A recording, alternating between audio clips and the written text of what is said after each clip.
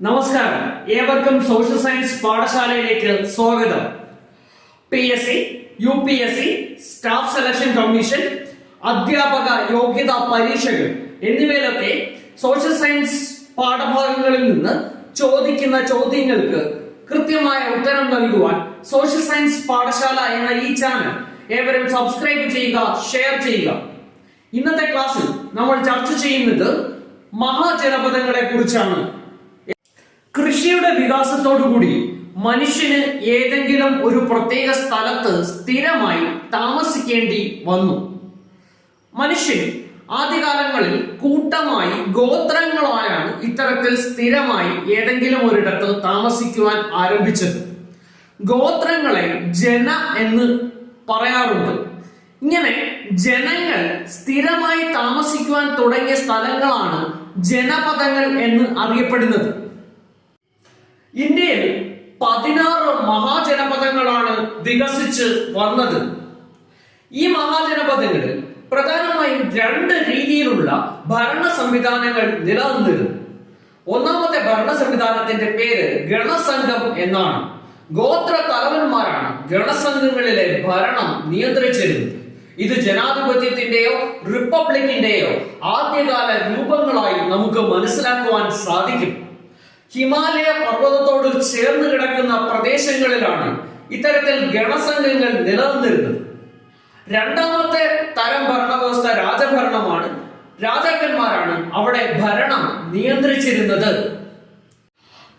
മഹാജനപദങ്ങളിൽ ഏറ്റവും പ്രബലമായിരുന്നത് മഗധയായിരുന്നു. ഇന്നത്തെ ബീഹാറിലെ രാജഗൃഹ ആണ് മഗധയുടെ ആദ്യകാല തലസ്ഥാനം.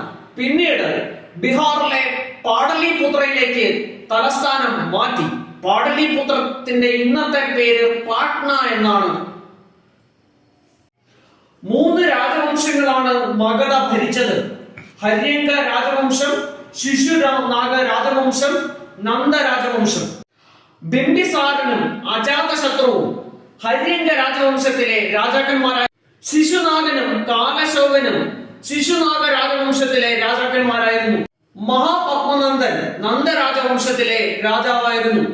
മഗധ എന്തുകൊണ്ട് ഇത്രയും പ്രബലമായ ഒരു രാജവംശമായി തീർന്നു എന്നുള്ളതിന്റെ ഉത്തരം ഈ മഗധയുടെ ഭൂമിശാസ്ത്രപരമായ ചില പ്രത്യേകതകളാണ്. ഒന്നാമത്തെ പ്രത്യേകത, ഇവിടെ ഇരുമ്പയിരിന്റെ നിക്ഷേപം ഉണ്ടായിരുന്നു. മഗധ എന്ന് പറയുന്ന മഹാജനപദം സ്ഥിതി ചെയ്യുന്ന സ്ഥലത്ത് ഈ ഇരുമ്പയിനെ കൊണ്ട് അവർ ഇരുമ്പായുധങ്ങൾ ഉണ്ടാക്കുകയും കാടുകൾ വെട്ടിത്തെളിക്കുകയും ചെയ്തു. ഇങ്ങനെ വെട്ടിത്തെളിച്ച കാട്ടിൽ അവർ കൃഷി ചെയ്യുവാൻ തുടങ്ങി. മറ്റ് ഒരു കാരണം, ഗംഗയും പോഷക നദികളും വഹിച്ചുകൊണ്ടുവരുന്ന അവസാദങ്ങൾ അടിഞ്ഞുകൂടി ഈ പ്രദേശത്ത് ഫലഭൂഷ്ടമായ മണ്ണ് ലഭ്യമായിരുന്നു എന്നുള്ളതാണ്. മറ്റൊരു കാരണം, ഈ പ്രദേശത്ത് ധാരാളം മരങ്ങൾ ഉണ്ടായിരുന്നു. ഈ മരങ്ങൾ വഞ്ചിയുടെ നിർമ്മാണത്തിന് അത്യുത്തമമായിരുന്നു. ഈ മരം ഉപയോഗിച്ച് അവർ വാണിജ്യ ആവശ്യത്തിന് വേണ്ടി വഞ്ചികൾ ഉൽപ്പാദിപ്പിച്ചു. മറ്റൊരു ഇൻട്രസ്റ്റിംഗ് ആയിട്ടുള്ള വസ്തുതയും കൂടിയുണ്ട്. ഈ പ്രദേശങ്ങളിൽ കാടായിരുന്നു എന്ന് പറഞ്ഞല്ലോ. കാട്ടിൽ ആരുണ്ട്? ആനയുണ്ട്. ആനയെ എന്തിനു കൊള്ളാം? യുദ്ധത്തിന് കൊള്ളാം. ആനയെ ഉപയോഗിച്ച് യുദ്ധം ചെയ്തതും മഗധയുടെ വളർച്ചയ്ക്ക് സഹായകമായി.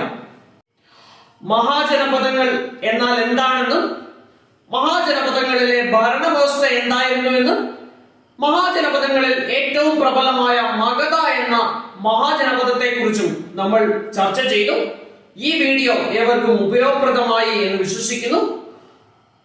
സോഷ്യൽ സയൻസ് പാഠശാലയുടെ വാട്സ്ആപ്പ് ഗ്രൂപ്പിൽ അംഗമാകുവാൻ താഴെ കാണുന്ന നമ്പറിൽ നിങ്ങൾക്ക് മെസ്സേജ് അയക്കാവുന്നതാണ്. വീഡിയോകളൊക്കെ യഥാസമയം ഗ്രൂപ്പിൽ ലഭ്യമാകുന്നതാണ്. ഏവർക്കും ക്രിസ്മസ് ആശംസകൾ. Thank you for watching.